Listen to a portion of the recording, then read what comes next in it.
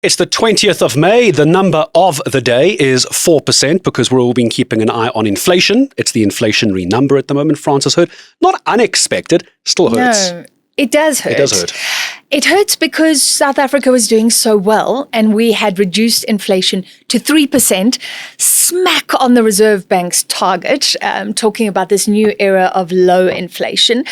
And generally, it means that a basket of goods went up by 4% between April last year and April this year. But obviously, there are variants in there.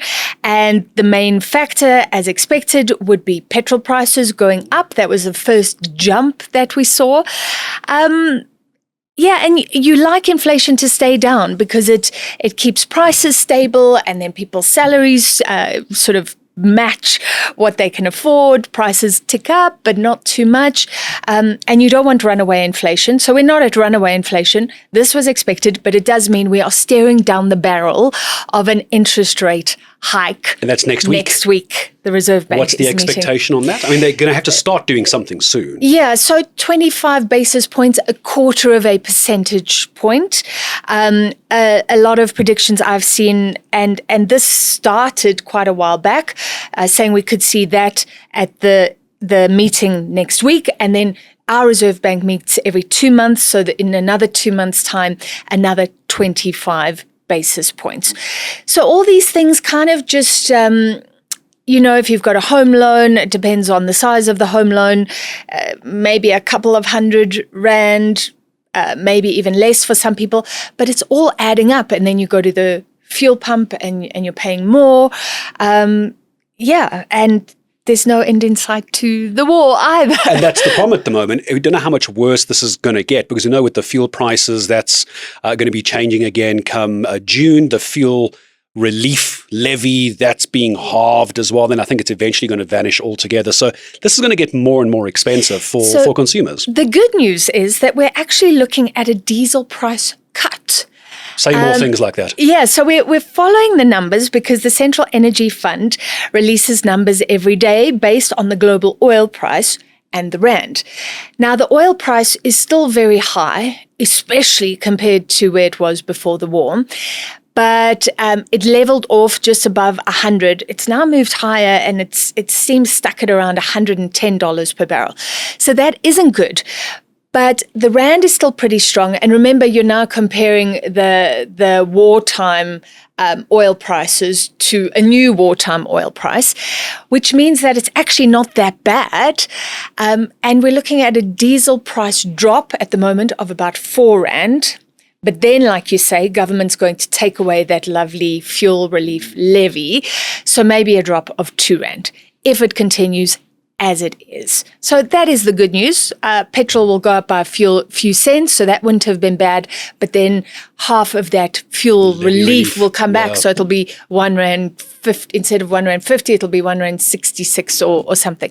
That's what we're looking at. And there's other good news in here because food prices, they're still going up. They're not coming down, but the rate at which they're going up has really moderated.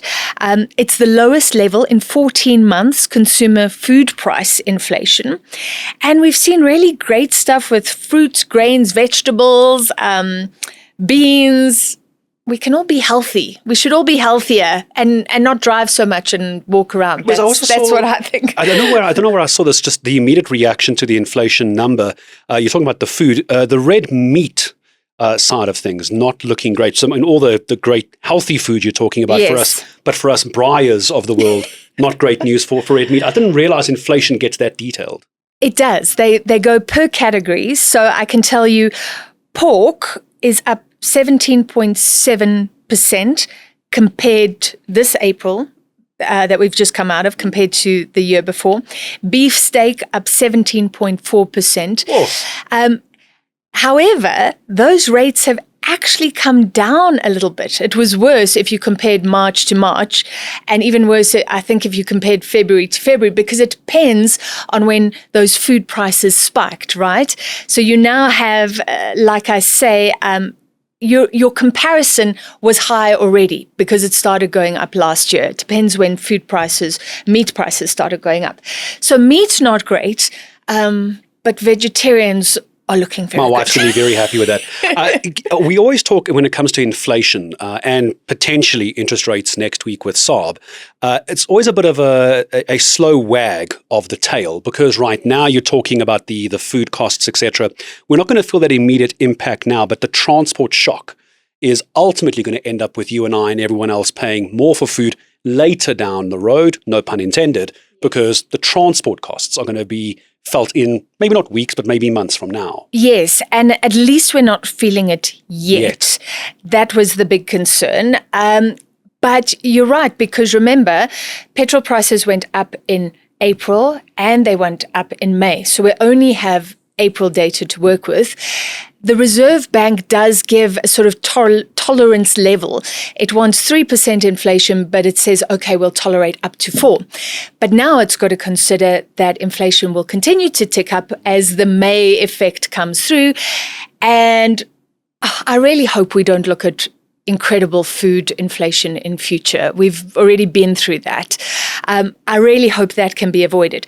But the bank will be thinking of all these things. And yes, that's why even though there's that tolerance band, many economists are expecting an interest rate hike. Just as we begin to land the plane on inflation here, you mentioned it's not as bad as it could be. Not to put you on the spot, but what would be a bad number for us? 4 isn't great. We like low. We'll have to take 4. I was about to say we're going to take 4. We don't have a choice. But where would we start? And people like you from the business world start having sleepless nights, do you think? That number, that band. Yeah, sure. I think people are already extremely concerned.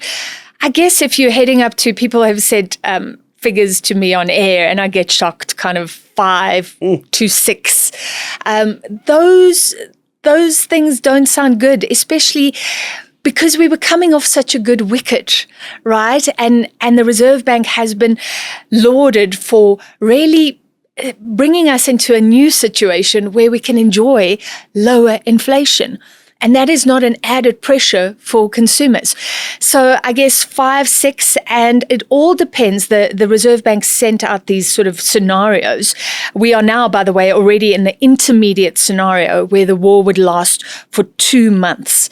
We're now already there. Yeah. And then it's got severe scenarios where this war lasts for a year. And that's just drastic territory. It's like almost unthinkable how bad this could get. We just don't want to, because those oil prices have to come down, and we've spoken before, they even need months to come down. So this is where we're at, and it does seem like we can expect an interest rate hike next week when the Reserve Bank meets, because inflation has jumped up from 3.1% to 4% in April.